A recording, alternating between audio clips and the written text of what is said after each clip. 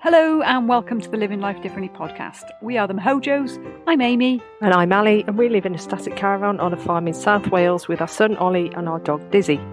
We're currently on a year off together and we have finally made it on our long-awaited European campervan adventure. We have made it to Portugal. More about that later on. During the pandemic lockdown, we decided to set up this podcast to share stories of women who are living life differently, women who are doing things different to the norm. So if you're feeling a little stuck in life or need confidence to make some big changes, then keep listening as we have some brilliant guests. In this episode, we speak with Phillipa Alexandre, who left the island of Jersey with her husband Callum and cat Theodore to do some travelling in a motorhome, but they ended up living in Portugal. Listen as she tells us about her van life travels and how she decided to move to another country. Hello again, everybody, and welcome to the latest episode of the Living Life Differently podcast. Today, we're delighted to welcome along Phillipa Alexandre. Hello, Phillipa. Hello. It'd be great if you could tell us and our listeners a little bit about yourself, who you are, where you live, and what you're doing in life right now. At the moment, I am living in the south of Portugal with my husband and our cat, Theodore. We have just finished 16 months of full-time travel in our motorhome, and because of various reasons, COVID, Brexit, etc., we found a little base here in Portugal. That's brilliant, really exciting. So you've been travelling and you've now settled in Portugal. So where were you living before? I'm assuming you're in the UK. What was life like back in the UK? We are from a little island called Jersey between England and France. Most people have heard of it either from Bergerac or their grandparents have honeymooned there at some point. What's life like on the island of Jersey? We lived on a small island of Malta, and is it a small island mentality or is it? Yeah, absolutely. It's 9 miles by 5 and there's about 120,000 people who live there. So quite a lot of people for a small space. It's absolutely beautiful. The beach is stunning, countryside is lovely, but it's super expensive. One of the reasons we left really was because life was just so expensive and we were working so much we weren't seeing each other, and we just thought, what's the point of being together and then only really saying hello in the morning and good night. It's really beautiful, and one of the things that we miss are the people, our friends and family. That's the biggest thing that we missed since we've been travelling. We went back to Jersey in March for 2 months to sell the motorhome after we've been travelling and got our little base down here. And we loved going back and seeing everybody, but it also helped us to decide that moving here was the right thing for us. Well, that's interesting, and we'd like to dig in a bit more into like the van life that you had, and then leading on to moving to Portugal. But yeah, we've heard of Jersey through Bergerac. Showing going on. Your mum went on a coach tour. There you go, classic. Years and years ago, I visited Guernsey with my family, and obviously Jersey and Guernsey are neighbours. So I didn't realise the island was that small. It's actually smaller than Malta. It is. We thought Malta was small. Yeah, that is really small. What were you guys doing for work when you were there? You said, you barely saw each other. So were you in jobs that were quite stressful or long hours? Well, I've worked in childcare for about 20 years, various roles, nurseries, nannying. We did children's parties for quite a while. I had a fancy dress shop. And in the last couple of years, we've been running our own classes for families and children for about 5 years, I think, and a forest school-based holiday club. So before we left, partly to save money, but partly because we were working that much anyway. I was working 5 or 6 jobs before we left, and my husband is a digital marketer, so I was getting up super early to go and set up the clubs and everything, and then he works better late into the night, so he would be working till like 2, 3, 4 o'clock in the morning. Wow, that's pretty full on. And was that quite a big motivator for you guys to change your lives? Was there kind of a seed in your minds in terms of you wanted to do something different, but you weren't sure what that was? Yeah, like I said, there were lots of reasons that led us there. Neither one of us had left the island to go to university, which is usually what people do. We both gone straight into work. I did go straight after my A levels to America though, and I worked in the summer camp for a couple of months, and then I did a thing called Trek America. So the summer camp was Camp America, and then I did Trek America, which is where you travel around America, choose one of the routes in a minibus with, I don't know, 8 or 9 other random people you've never met before. And that kind of gave me the taste of traveling. But obviously that was quite a while ago now. And then life just happened. And once you start working, you've got to keep working. And then we met each other. How long have we been together now? Too long. I think it's going to be 13 years in September or something we've been together. And yeah, just lots of things lined up. I was working on trying to open a school in Jersey, a nature-based school. And I worked on that for about 5 years. And because the space is so small, we just couldn't find a site to do it on. So that, along with working so much and prices going up, and just life was getting more and more stressful, and we weren't seeing each other. And we thought, you know what, something has got to change here. So we bit the bullet and lined up our life for a year or so before we left. I get what you're saying about lots of things lined up in order for you to kind of make that change and head off in your motorhome, which I'll talk to you about a bit more in a minute. And previous guests have talked about like a similar thing, like things lining up or the stars aligning, or, you know, twists of fate and things like that. Did you feel like things just kind of, you know, came to a head like in your control or out of your control? Do you get what I mean there, in terms of, did you feel that it was your own decision making that led you to make the change to leave, or was it just a number of things that fell into place randomly? A bit of both. Partly we had to work very hard to save the amount of money that we did so that we could go off traveling.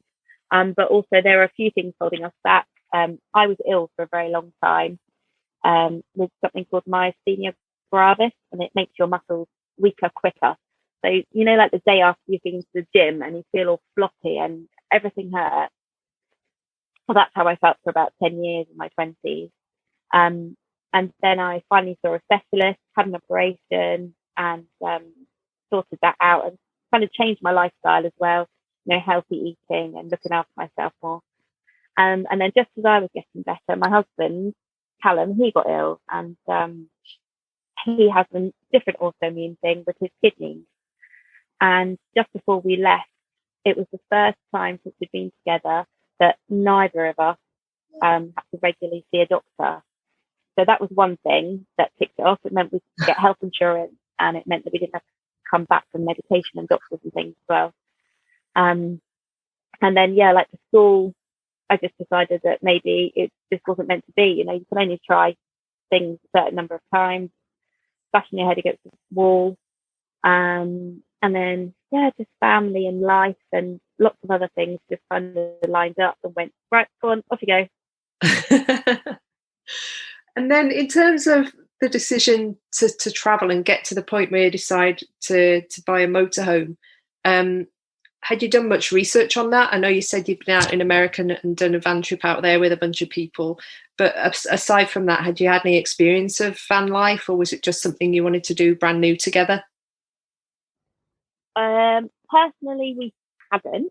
One of our very good friends, which is another reason why we went traveling, their family used to live in Jersey. I looked after the children, and we were all really very good friends. And then they moved back to Northern Ireland, and he was actually English, and there was no work at the time in Northern Ireland, but he introduced us to motorhoming. And he was going back and forth, and he got really ill with cancer just before he retired. And he said to us, just go and do it. Don't wait for everything. I've been waiting till I retired to get on with life, and just go. So yeah, he was an inspiration for us, and that's why we called our van Stevie after him. So yeah, we watched a lot of YouTube, a lot of van life people, did lots of research, and got a van that we absolutely hadn't planned to get. Yeah, I think we've spoken to two other van lifers previously, two women in Australia and Siobhan from the UK, about their van life. Oh, yeah. And there is so much information out there now, isn't there, about van life, whether you build your own van or you buy a motorhome and go off. There's a massive community which is really supportive. So in terms of you buying the motorhome you did then, how did you end up with one you didn't want? What did you have your sights on, and how did you end up with that one? Well, we wanted to do the proper whole van life thing, find a van, do it up, build it, and take that away travelling. But like I said before, we were both working crazy hours. I was doing like 80-hour weeks before we left. And the practicalities of actually building our own van, that just wasn't going to happen. And secondly, we adopted a cat. We didn't want a cat. We were going to go and get a dog. This was a few years before, but as cats do, they our friends had a couple of cats. They broke up, and they said, "Can you just look after the cat for a couple of weeks while we find somewhere else to live?" We were like, "Yeah, sure, of course." 3 months later, the cat's still with us, and my Callum, my husband, is a complete dog lover, not bothered with cats at all, and him and Theodore are now best buds. So he's trained him to give him a little headbutt, fist pump as soon as he comes in the door and everything. So yeah, we said to our friends, look, he's happy here. We love him now. Either you take him now or he stays with us. So they were like, well, yeah, he's happy. Keep him. And this was maybe, I don't know, 4 years before we decided to go traveling. And then we thought, you know what? He was a rescue pet already. He's already had a couple of homes before he came to us. There's absolutely no way we can leave him behind. So when we were looking at size of the van, we thought, oh, you know what, a motorhome would just be so much easier for us and with the cat as well. But we were initially looking at a 4-berth motorhome. We thought, yeah, that'll be fine. That'll be sufficient room to live in. And Jersey's obviously very small. It's a very small market for second-hand motorhomes. And we went to see this one, which was 6-berth. And before we went to see it, we said, oh, we're just going to go and look, just to put it off and say, we definitely do not want this. And Callum and I are quite different characters. I jump in with 2 feet and go, yeah, come on, let's do it. What's the worst that could happen? And Callum is very much considers the considerations. So we balance each other out quite well. We went to see the van, and I was buzzing after we saw it. And I just sat in the car and I was like, playing it down, playing it really cool. So what do you think about the van then? And he was like, actually, I really love it. I think we should get it. And I was like, what? That's supposed to be the sensible one. Yeah, so then we got it. Oh, fantastic. So you got a 6-berth motorhome, a husband and a cat, and you're ready to set off. How long before how long did you kind of give yourselves to get ready to go off in the motorhome? Was it a year? Was it shorter, longer? About a year. We had to sell our flat. I had to sell my businesses, and obviously everything that we owned. We did foolishly sell the sofa and telly a bit too early. That was a mistake that we probably should have waited for a couple of weeks, but we were 3 months without a sofa and a telly. But yeah, it was grand. We moved into the motorhome at a campsite in Jersey. I think I moved in 2 months before we left, so we could get Theodore used to the van to make that his base. And then Callum was going to and fro from the van to the flat and work and back. But yeah, about a year to organise it and about 2 months to prep the van. And then we left in September 2019. Oh, brilliant. What a great idea to move on to a campsite so the cat could get used to things. That's absolute genius. And what were friends and family like at the time? Did they kind of get what you wanted to do, or were they a bit confused or weird about it? A whole range of emotions, really. Our closest friends knew that we were frustrated where we were and we needed to do something different. Both of our sets of families had been off travelling in their lives earlier on. Like Callum's parents for a long time lived in different countries, and my mum had moved away. I think when she was 16, she went to Belgium. Callum's parents had lived in Germany. His dad lived in Kenya in the Middle East. So yeah, his sister lives in Australia now. So they're quite used to people being all over the place and going on adventures. That's positive, because I know when we've spoken to different guests previously, I guess similar experiences, you know, some friends and family really do get it, and others are a little bit confused, and maybe some are a little bit jealous as well. So yeah, interesting to hear, and great to hear that you've got people in your friends family circle that have traveled as well, you know, people you can kind of fall back on and lean on. So you've got your motorhome, got the cat, got Callum, and you set off. Did you know where you were going? Did you have a plan? We had a vague plan, which completely went to pot. We left in September, and we'd arranged to meet some friends and family in Malta, actually, for Christmas. Really? Yay! Because one of the families that I'd nannied for in Jersey had moved to Malta, so they said, "Well, you know, if you're down that end of Europe, come over and you can stay with us." So we thought, yeah, fantastic, a bit of winter sunshine. So what did we do? We started off with some friends near Dinan. We just took it really, really relaxed. There were some things that we hadn't finished on the van that we needed to do there. And then we went to stay with my godmother for a little bit in Belgium. And then what did we do? Oh, we took it far too intensely. We spent at least the last 6 months hardly seeing each other at all. And then we were chucked together in a van, 7.5 meter van, 24/7 with each other. And we were like, "Oh my God, you are really annoying." Oh no. And Theodore wasn't having much fun either. He was meowing a lot, and we were like, "Oh no, have we made a really big mistake here?" So we kind of stepped back a little bit, and we had to get our head around that we weren't on holiday anymore, that we were traveling now. So we didn't need to race around and try and see everything all in one go. But we were driving, 6 hours a day some days, and it's just not sustainable. So I think by the time we got to Germany, we were going to the Munich Beer Festival, of course. We've got gas-low refillable canisters in the motorhome, and we sprung a leak on the motorway in one of those. So we'd had that bit of drama. We'd had a bit of falling out.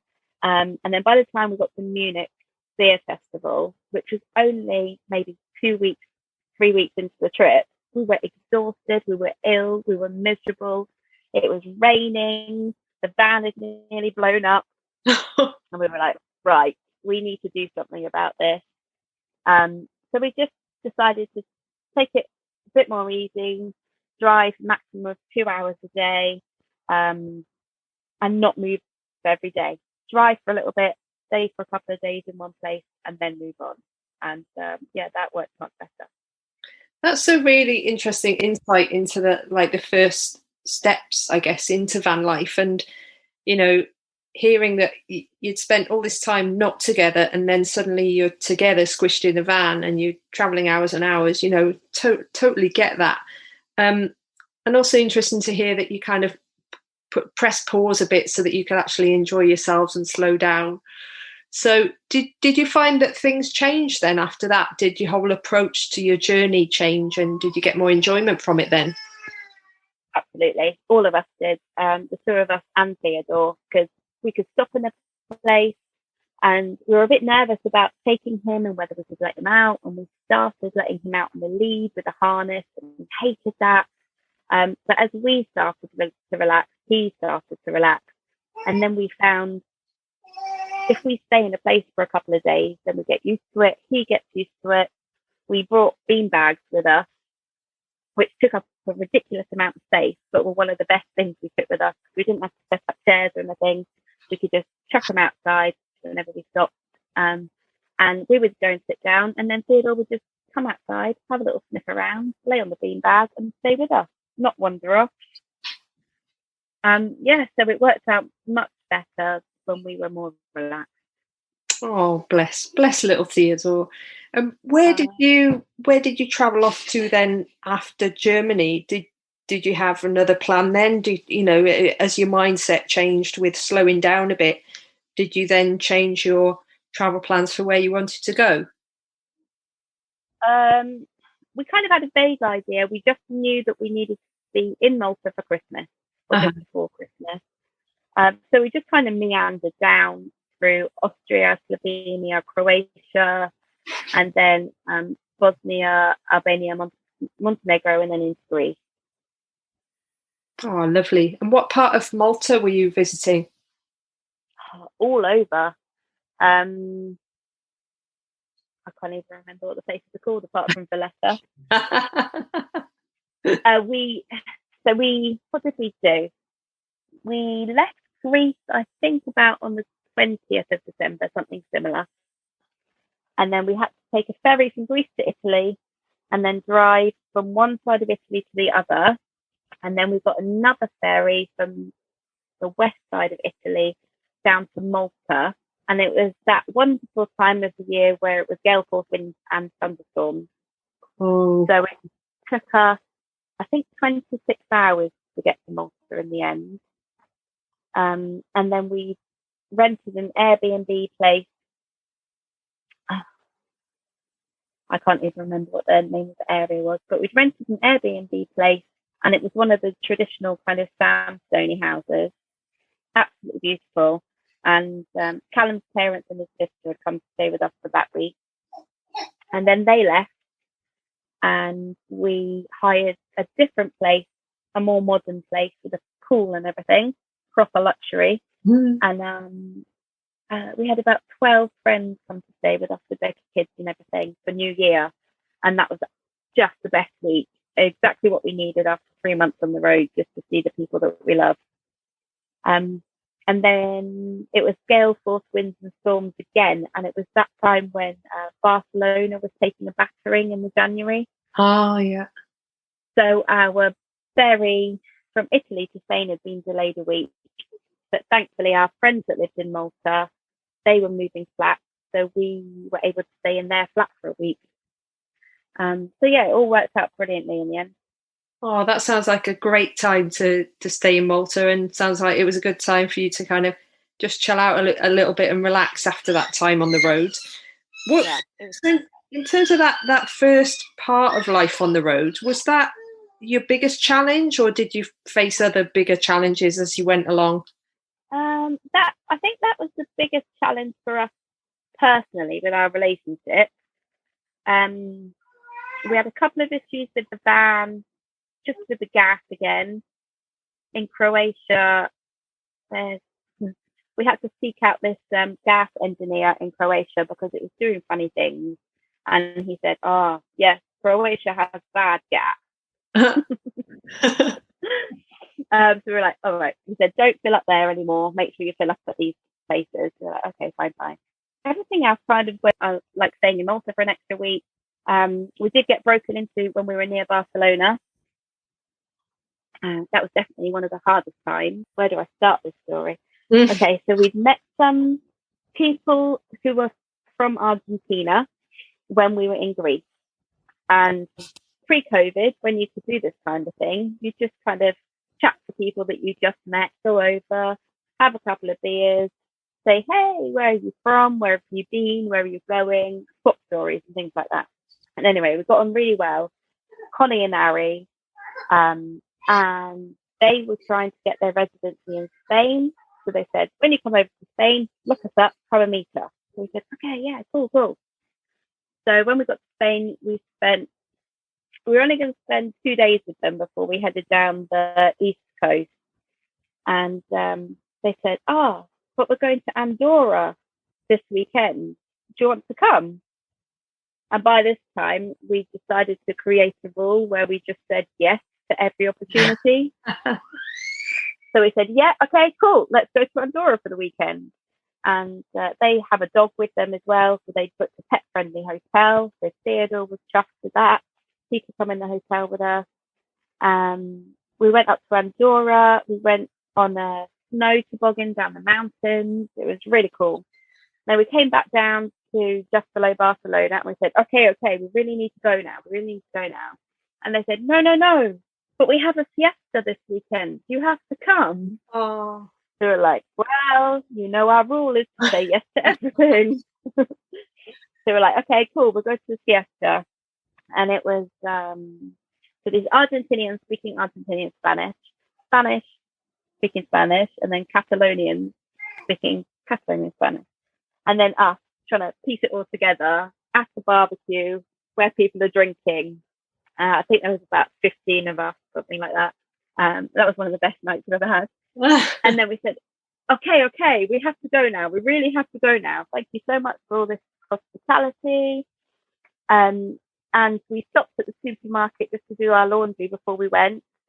20 minutes in the supermarket, came out, and somebody had broken into our van, taken all our electronics, pulled everything out of every cupboard, smashed things, smashed through Theodore's cat tree because it sits between the two front seats where they come in, and we thought we'd lost Theodore. We just couldn't find him anywhere. So yeah, we were panicky. Thankfully, he's a very smart cat, and he has his own apartment, which is the bed above the driver's seat, the cab bed. Yeah. And he's hidden himself right in the corner and gone right under the cover. That he was petrified for about 2 weeks. He wouldn't go near Callum because he was dark and a man. Yeah. So yeah, that was one of the worst parts of our trip. Oh God, that must have been absolutely heartbreaking. And I think for us, that's our worst fear with traveling. And I think we've almost resigned ourselves to the fact that, at some point along the line, we may get broken into. I can't imagine what that must have been like, and especially in a different country as well. How did you deal with it? What was the aftermath like? Shock to start with, obviously. We had been warned about near Barcelona, but this was quite a bit further south. And like I said, we'd been in that area for about 2 weeks on and off. So we kind of felt like we knew it and it felt safe to us. But yeah, Theodore wouldn't go near Callum for a little while. I was having nightmares about people breaking in, and we wild camped quite a lot. And you kind of get to know the noises of your van. But obviously when you're wild camping, there isn't much else going on outside. And we have had the bikes in the back of the motorhome as well. So every rattle and every bang and every wind, then I would just have to grab Callum and be like, oh, there's like somebody there. But thankfully the insurance were really good about it. They gave us the money for all our things after a bit of arguing with insurance, which is what usually happens. But they'd taken Callum's work laptop, and he was working on the road to keep us ticking over financially. And by the time that they'd agreed to give us the money for the laptop, it was the weekend that COVID lockdown started in Spain. Oh no, timing. So that means that all the shops were shut and we couldn't get hold of the laptop then.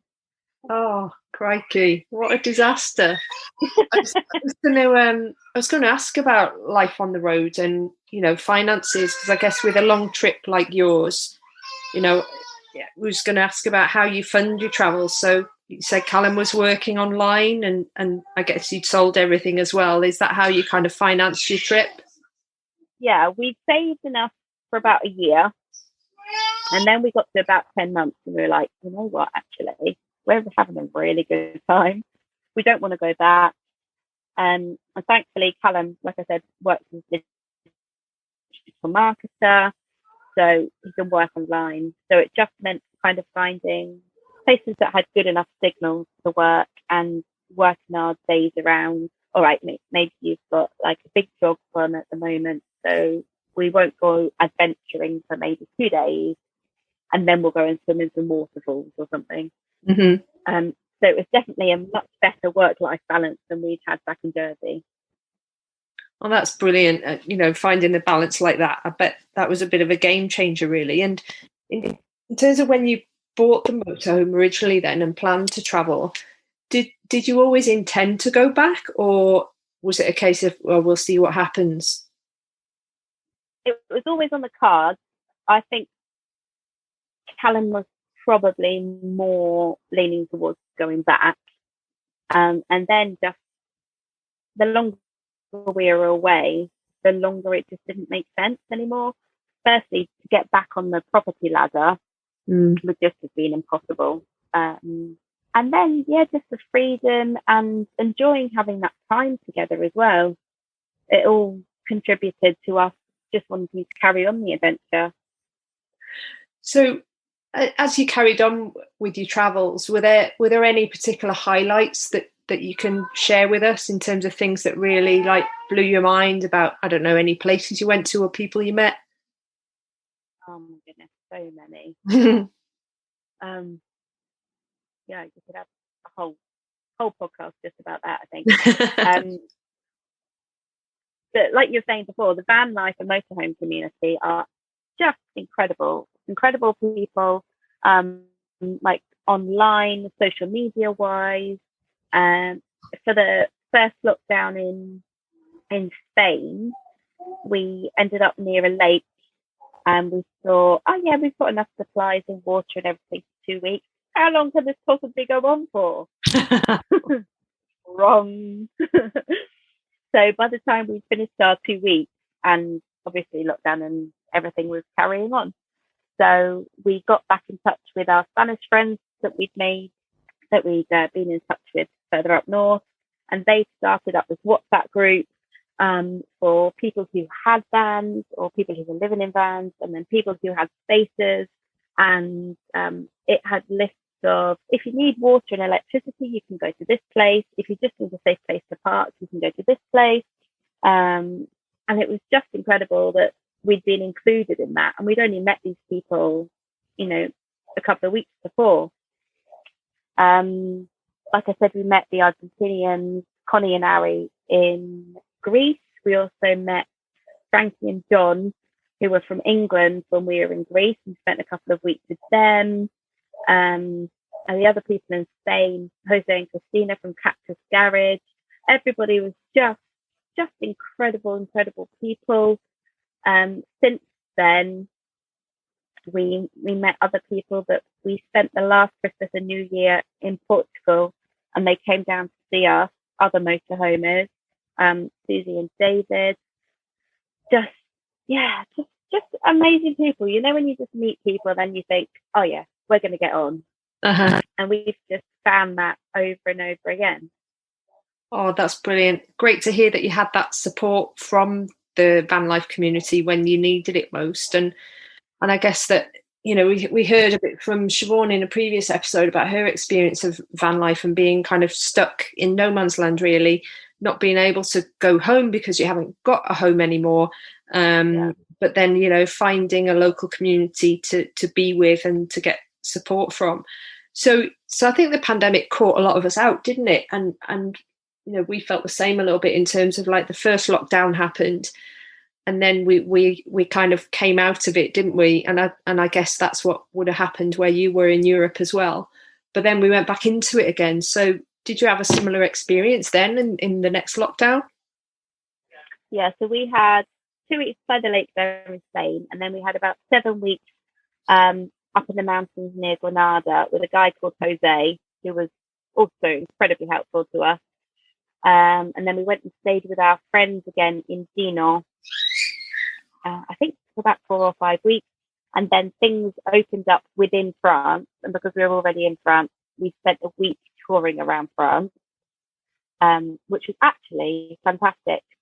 Because we're from Jersey, we've been to France a lot of times, but only really kind of St. Malo area, and we'd been down to the Loire Valley, but we took our time and came down the west coast. And then we went up through the Champagne region, and it's just absolutely fantastic, and they're just so prepared for motorhoming and van life, with airs everywhere and, you know, filling up water, emptying toilets and things. And then as soon as everything opened up again, we just took the opportunity and we went up to Scandinavia. So we did Denmark, Sweden and Norway for 6 weeks. And if you ever get the chance, they are just the most beautiful countries. Yeah, we would love to go up that way. It's probably not going to be on our hit list for, I don't know, a year or two, but you know, we're big fans of France, and totally agree with you that motorhoming in France is just so easy and so welcoming, and so many places to go. And also we find as well that everywhere is dog friendly, because we've got a dog obviously that travels with us. But yeah, definitely Scandinavia's on our hit list. We'd love to go and see the Northern Lights. Did you get the chance to see them while you were there?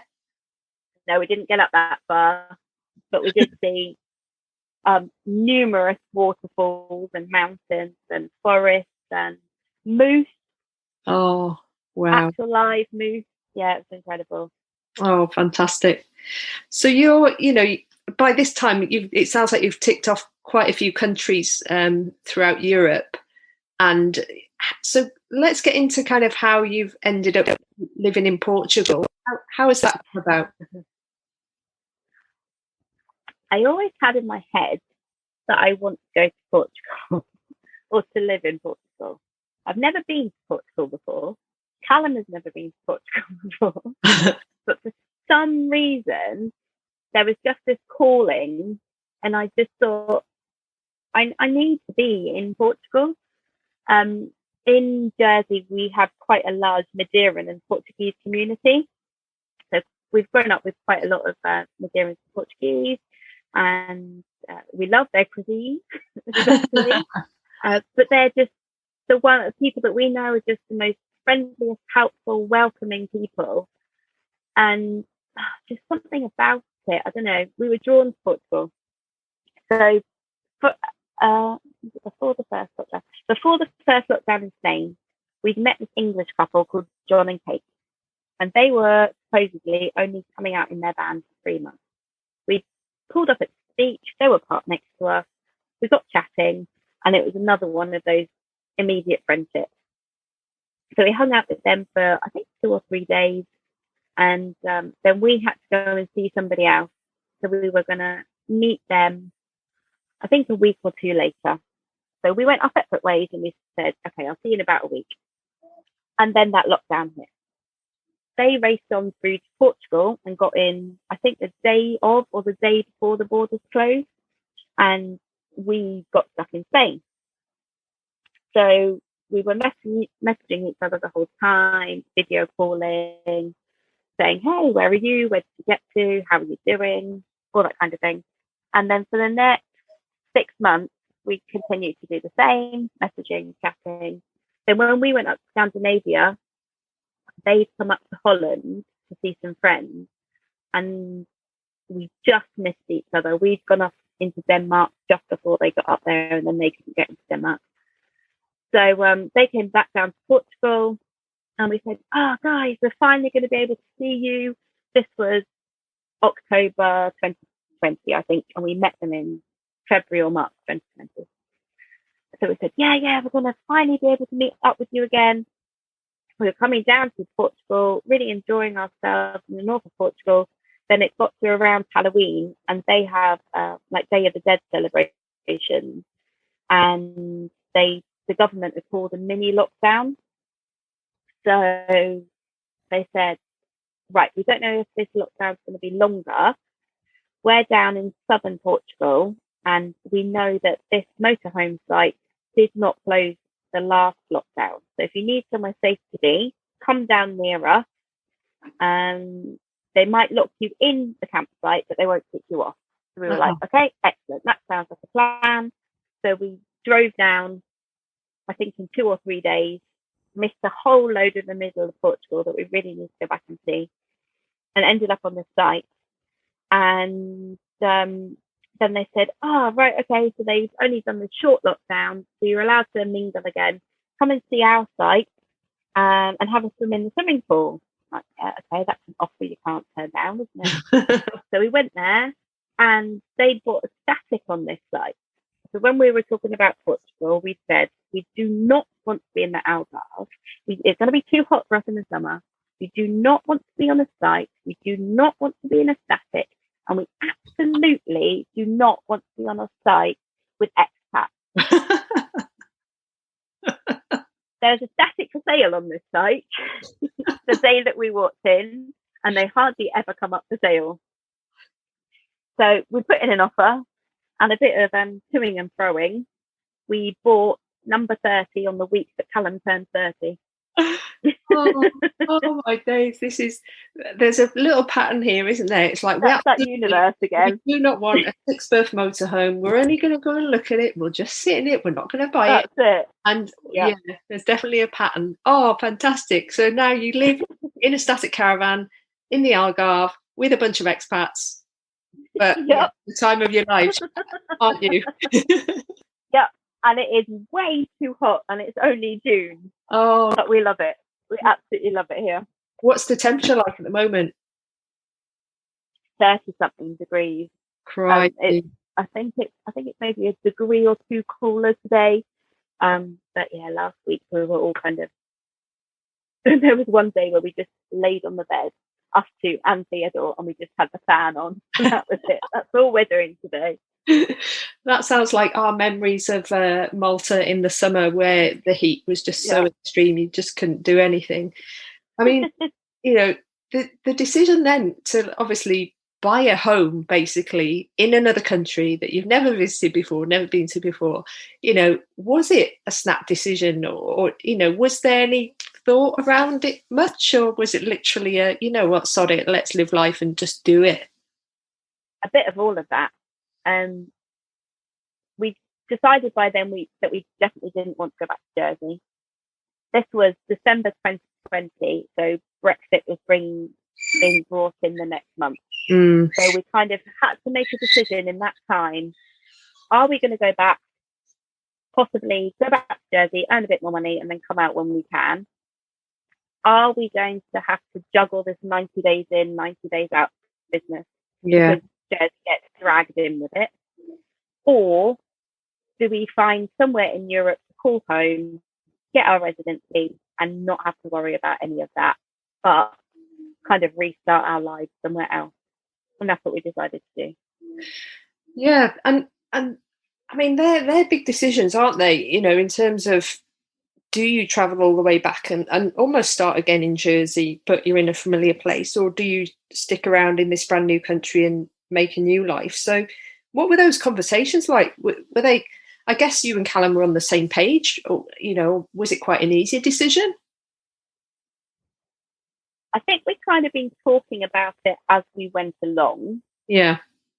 If our friends John and Kate were not on this site already and we knew somebody already, that probably would have made a big difference. And we'd looked at a few countries on the way round with the possibilities of living there. We absolutely love Croatia. Just stunning country, low cost of living. Well, it's definitely compared to Jersey. Wonderful people, great weather, but to move there was really difficult. Like technicality-wise, you either had to have family there or be employed by a Croatian company or something similar. We also looked at Greece because we fell in love with the Peloponnese, southern Greece. Just again, beautiful. The mountains didn't even look like they were real. They looked like they were from a video game or something. But the infrastructure isn't there. And with our previous health problems, we didn't want to tie ourselves somewhere in case something should happen later on. Yeah. Pre-COVID, obviously. And then Malta, we absolutely loved Malta as well. And like I said, our friends were already living there, but the cost of living there isn't really that much different to Jersey. And we just get back into that cycle of just working all the time and never seeing each other. And then Spain we loved, but moving to Spain was just more difficult than moving to Portugal, basically. So, yeah, we ended up here. Brilliant, and thanks to your friends as well. I guess it sounds like another little twist of fate in terms of, you know, like you said earlier, if they hadn't have been on that site and you hadn't have ended up there during lockdown, then who knows what would have happened. Yeah, absolutely. Like I said, they were only supposed to be traveling for 3 months, and this is a year later now, I think, and they're now residents in Portugal as well. So life goes in funny ways. Yeah, absolutely. What would you say the cost of living is like where you are now? Is it quite reasonable? Rent wise, definitely. Food is it's difficult because Jersey is so super expensive. Yeah. So Jersey is kind of like London prices, you know, compared to the rest of England. So anything compared to Jersey is a lot cheaper. Yeah. But yeah, I don't know. We live quite frugally anyway. We live a reasonably low waste kind of life. We try not to have any food waste if possible. We're growing quite a lot of like vegetables and things. Yeah, we're on a site with lots of retired people, so we're basically living like retired people. We're in bed by 9 o'clock. There's not much of a rock and roll lifestyle. That's all right. You're exactly the same. When Ollie goes to bed, we go to bed. We need our sleep. Especially with a little one, yeah. Oh God, absolutely. And then tell us a bit about the actual area then. So, you know, in terms of the location and what's in your neighbourhood, you know, what's going on there. Yeah, that's one of the things that swung it for us as well. Like I said, Jersey is just beautiful naturally. So we wanted to move somewhere that was also naturally beautiful. And because we've grown up on an island, I especially get a bit, what's the opposite of claustrophobic? Yeah, I know. When I can't be near a body of water. Because in Jersey, it's about 20 minutes in any direction to the sea. So like if we're driving through France, for example, and you can just see miles and miles of fields ahead of you, I get a bit stressed and anxious about that because I can't see a body of water. So here, we're only a 10 minutes walk from the beach, from the sea. We're in a natural park. There's flamingos and storks. We're 20 minutes from the mountains, half an hour from Spain. We're near waterfalls and the salt lakes. And yeah, it's just a beautiful, beautiful place to be. Oh, it sounds absolutely idyllic. Does it feel like a forever home for you guys, or have you still got itchy feet and want to move on? That's a good question. It depends on the day and the time of day. We went back to Jersey, like I said, and sold the motorhome last month because we want to buy another van here, and it's really difficult to import vehicles into Portugal. So we sold that one in Jersey, and then with that money, we're buying new e-bikes. Oh, cool. I know, I'm more excited about that than I am about the van. And then we're going to get a smaller camper, one that we can fit in a parking space rather than having to find two in front of each other like we did with the other motorhome. And just so we can go off for like weekends and shorter trips and things like that. So probably a bit of both. Well, that sounds like a great plan. And like you said, you know, you've still got quite a bit of Portugal to see, having shot down there on your original travel as well. Lots of it, yeah. Lots. Definitely. So what about working out there? How does that work with residency and stuff like that? You know, what if anyone was thinking about doing something similar to what you've done and moving out there, what do people need to think about for employment or for residency? That's a good question. Since we got our residency in December, obviously things have changed regarding Brexit and rules like that. So I don't really know. I know it's a lot more difficult now than it was when we did it. And obviously Callum was already set up with the working online and digital marketing side. Apart from that, I'm not really sure. I thought that might be the answer, because I remember, and I think as well, seeing stuff on van life communities with Brexit looming and people abroad. There seemed to be quite a rush. If people were thinking of going to live abroad, they kind of needed to do it pre-Brexit because it was going to be a hell of a lot easier. So it's great to hear that you kind of got in there before, things got a bit difficult. Yeah, that's one of the reasons that we kind of had to bite the bullet or go home. And we're very glad that we made this decision. Yeah, 100%. So, work-wise, will you be working in Portugal? Do you have any plans to set up any businesses there like you were in Jersey? I don't know at the moment. We bought the static, and most of my time I've been spent renovating it. And like I said, trying to set up a bit more of a garden with the vegetables and that out the front. And there's still quite a bit to do here. So that's another one of those kind of see what the universe chucks at us things. Yeah, I don't blame you. I saw some of the pictures of the renovation work you've done, the before and after pictures. They look absolutely brilliant, what you've done. Fair play.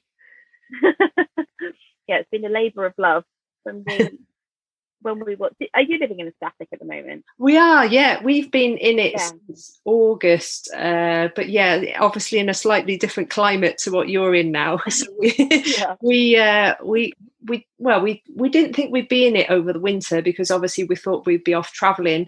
But yeah, we've survived a winter in it, and now we're loving it in this weather because we can just have the doors and windows open all day. Yeah, so that's the opposite for us. We have to survive the summer. It's up to about 40 degrees down here, so yeah, in and out the pool. I was going to say, so that swimming pool's going to come in handy. Oh my goodness, that was one of the things that swung it for us, really. If we were going to be living somewhere so warm, we absolutely needed access to a pool and air conditioning. Yeah, good stuff. So a couple of questions that we tend to always kind of ask our guests when we're coming to the end of our podcast episode is, number one, what does living life differently mean to you? Making plans, but also being open to opportunities that arise and saying yes more often. And are you still saying yes to everything? I don't know about everything. That would get me in a lot of trouble. But yeah, we're definitely open to adventures. We quite often say, right, let's go on an adventure. Oh, that's really good. And do you think that mindset, that kind of openness to adventure and saying yes more, do you think that mindset is one that only came about after you decided to quit Jersey and sell everything you owned? I've kind of always been one to just say, right, what's the worst that could happen? That's why I ended up setting up a few businesses with my business partner and best friend back in Jersey. Because, yeah, we always said, well, if it doesn't work out, it doesn't work out. But if it does, it might be really cool. So I've always been like that. Callum's more, he has to consider the considerations, like I said. He's more of a logical mind. I'm more of a creative mind. But he also likes having adventures. So that's why we work well together. Brilliant partnership. And what would you say to any women listening who might have been in or might currently be in a similar position to what you were in Jersey, kind of working all the hours, maybe not seeing their partner or friends or family as much as they'd like to, knowing they want to do something different, not sure what they want to do, what would you say to those people? Probably start with reassessing your priorities. A lot of people, when we said we were going traveling, who earned a lot more money than us and were a lot more flexible than us in life, just said, oh my goodness, that's so exciting, but I could never do that. And then we'd have a discussion with them and saying, well, why not? Oh, well, I've just taken the loan out on the car and we've just remortgaged the house. We've just done this, we've just done that. And one of the biggest things that it taught us is how little we need to be happy. Yeah. And obviously different circumstances for everybody. And if you've got children, that's a whole other consideration. But yeah, life could be much more simple if you just let it be. Yeah, I think that's really, really wise words. And I think, again, that's a theme that's kind of come out in podcasts with previous guests as well, about the simplicity of life, about living authentically, about just living with a bit more freedom, I guess. Financial freedom often comes up as well. Is that the point you think you've got to with Callum? So that was, one of the things we said when we were leaving Jersey was we just do not want to be in any debt. Like we had the mortgage on the flat when we left, and whatever we wanted to get, we just didn't want to put ourselves in any debt. So that's why we sold everything that we had to start with. And then, now we're replacing the motorhome. We're using that money to buy other things rather than, taking out a loan or something similar. So that's kind of been one of our priorities, is just not to be in any debt. Yeah, that's a good way of living, definitely. And how is Theodore? How is Theodore? He's cursing us about the heat currently. But he has made some little cat friends on the site. There's quite a few cats with us, and they wait outside the door for him in the morning, because he sleeps with us or under the bed in his little bed. We shut the door. He has his little breakfast, and then we open the door, and his little cat friends are sat outside for him, and they go off for the day, and he pops in and out, and he comes home around sunset, has his dinner, we shut the door, and he goes to bed. So it's not the worst life. Definitely not the worst life. Oh, that's adorable. Great to hear that he's got some Portuguese buddies to hang out with as well. Yeah. Fantastic. Well, it's been lovely speaking to you. It would be great if you could tell people where they can follow your adventures, and that also, as you do that, I wonder if you can tell us a bit about the name of your blog as well, because it's quite an interesting. Are you going to try and pronounce that? Well, I'll give it a go. So I think your blog and Instagram is something like, hang on, let me look at it. So Manvie, I don't know. Nearly, very good. So RV is obviously the motorhome. Yeah. And then Manvie in Jersey French, in Jerrier, it means my old mate. Oh, what a good... just taking a little bit of Jersey with us everywhere.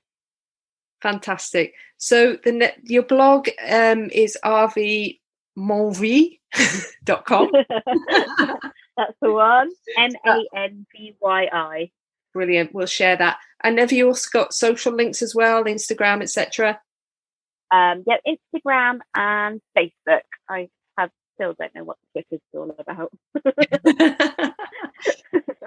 Well, we'll share those links as we always do with our guests. So I'm sure people would love to follow your adventures. They can check back on your van adventures via your blog, and there's some fantastic posts on there and great pictures to look at as well.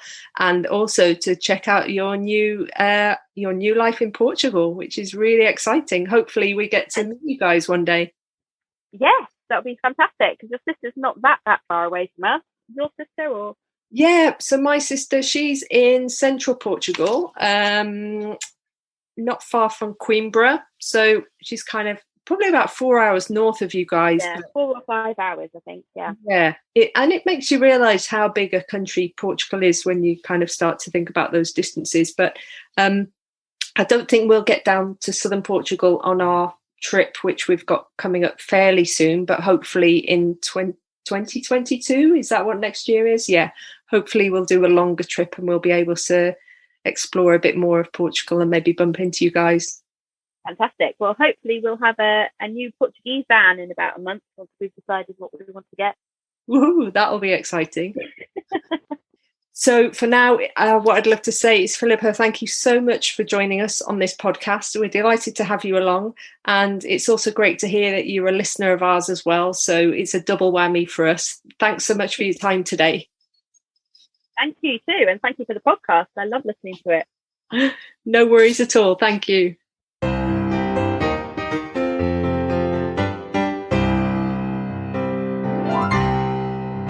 Thank you once again for listening to our podcast. We hope that Phillipa's story has inspired you to maybe quit what you're doing and try something different.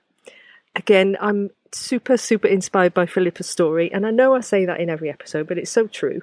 And I think it's really apt that it's about, someone else moving to Portugal after we heard about Ellie's move to Portugal and the fact that we're in Portugal.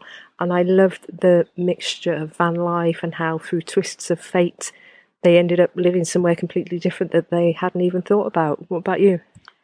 I think it's that having that realization of that what they actually want is different to what they thought they wanted. So the not wanting to be in that expat, not wanting to be in that sort of English community, and then ending up in that way. And I think there's a lot of similarities with kind of where we want to be, what we might do, but we'll see what the future brings with this little one. So we're currently in Portugal, as I mentioned at the start of the episode. We've taken a 5-day drive from Wales through England, over the English Channel, down through France and Spain, so that Ollie, who you can hear right now and you could hear on the episode, could meet his Auntie Ellie for the first time. We've shared our travels on a little daily YouTube blog, so there's 5 days worth of little adventures that you can see on there. So go and watch that if you'd like some extra entertainment for a bit of fun, and the link is in the show notes. If you've enjoyed this episode, we'd be really grateful if you could share it with your friends and family so that we can reach more people with these amazing stories. Don't forget to subscribe so that you don't miss an episode. Also, feel free to reach out and say hi to us. We'd love to know what you think of the podcast so far and also where you're listening from. So that's it for now. Look forward to connecting with you on the next show. Until then, take care and stay safe.